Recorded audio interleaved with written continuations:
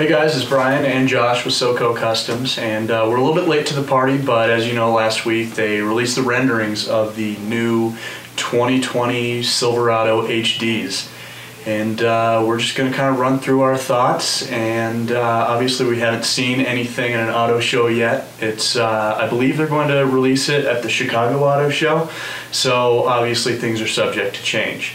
So yeah, the first rendering that they came out with, what did you think of that one? Dude, I think I felt like everybody else. It's like, what is going on with this grill? Like, Yeah. It's a little over the top, like kind of frown upside down action, and being, you know, we do a lot of Chevy stuff, so it's like, man, this hopefully that there's a lot of aftermarket for this thing out there. Oh, absolutely. You know, so maybe some, you know, mesh grill inserts or something. I mean, that line that goes across the front end that that goes in between the headlights, the upper display and lower display, it connects both sides. So I don't know how anybody's going to make something for that, but I'm sure, you know, someone out there is going to figure something out with that as far as the aftermarket side. I mean, that's the one thing that definitely stuck out to me. Yeah. Like the grill. Oh my gosh. So that was the LT, or supposedly that's the LT trim level. So Right. I think that grill would look cool if you did like a billet insert, or you did like a Right. chrome insert, and you could really make that look good, because I like the current generation of the 2500s, the Me too. HDs. Yeah. And they just look clean, but the front end looks a little bit dated because they didn't go with that LED like the GMCs did, Right. like the Fords are doing as well. I'm glad they kept the hood the same. The hood looks really good, really aggressive. Still got that pocket scoop in the front. Yeah. So that's cool, and I think it's actually integrated. It does work. So it's a functioning ram air in the hood. So Yeah. that's cool. It is functioning with the L5P, and that is how you can tell the LML Right. of the new generation from the L5P of the new generation. It does retain that same L5P, so it's got 910 pound-feet of torque. It is mated to a 10-speed transmission, as the rumors are. I don't know how closely that's related to the 10-speed transmission that Ford and GM worked on together, that's in the new Raptor, that's in the new Camaros, that's in the new, actually the new light-duty Silverados. Right. So. Yeah, we're gonna have to just wait for some more specs on that. But I mean, overall, the truck. I mean, they haven't changed a whole lot as far as. I mean, they didn't go with rounded fenders, which is, you know, disappointing in a way from an aftermarket, and that's really what, you know, obviously SoCo Customs, that's what we do. So it's like, I wish they would have rounded those out a little bit more. Yeah. I think that's really based on structure. You know, the rest of the truck to me looks really good. It's got good lines.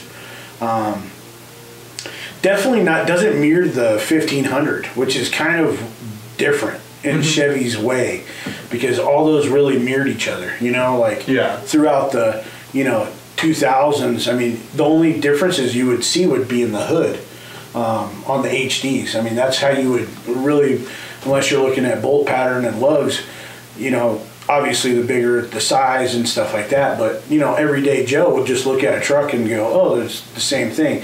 But then some of those trucks in the 2500s, some of the 1500 HDs, you know, they put those larger top heavy hoods on, and they're really starting to separate those two now. I mean, the 2500 is just a totally different looking truck than the 1500.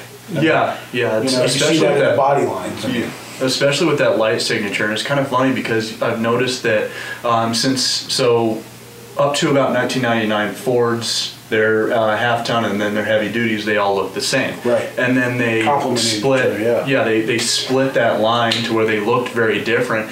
But now over the last couple of years, especially with I guess it was the 2017 model of Ford, they started converging back together where they do look very similar. And Ram as well, they keep their looks very similar among the half ton and the 3/4 tons.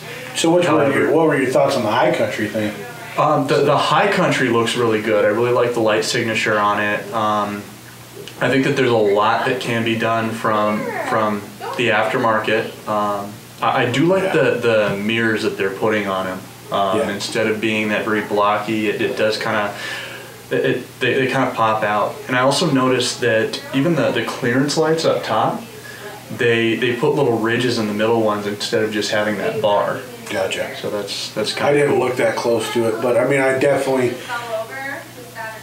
it's like picking a president sometimes, you know.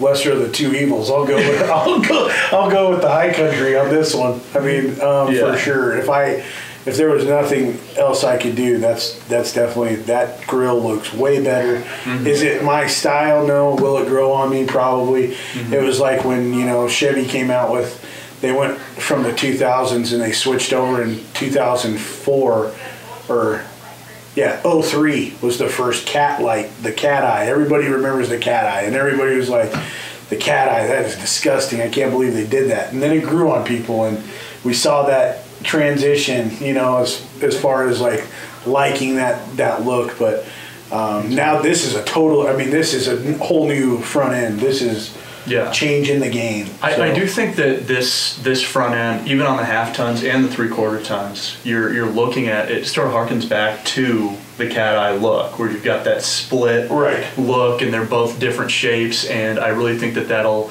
grow on people. But another thing I did notice, like you were kind of mentioning, was the squared off fender wells, and currently you can still fit with like the 6-inch kit, you can still fit a 35 underneath with some trimming. It'll just be a little bit snug to fit a 37. But one of the things that does concern me is on the rear, you have that step that's right behind the cab. That might a lot like the we'll just have to hang a ladder off of it to get to your bed step. Exactly. But so those are some of our thoughts. And the other rumors are that the old 6-liter gasser is on its way out, and it'll be a 6.6 liter. So that'll be interesting to see that they're actually updating that, because I was always surprised they never put the 6.2 in the HD 3/4 tons. Yeah, it's cooler going back to gas. I mean, a lot of people, you know, I for one, my background's diesel, but at the same time, there's something to be said about a 2500 gas truck, you know. But I mean, that's really, I think a lot of people are disappointed in what Chevy's come out with. Let's see if this actually comes to fruition. I think they've got a lot of backlash on this. And I mean, we here at SoCo, we'd love for you to drop your comments below. Let us know what you think, what you're thinking on that.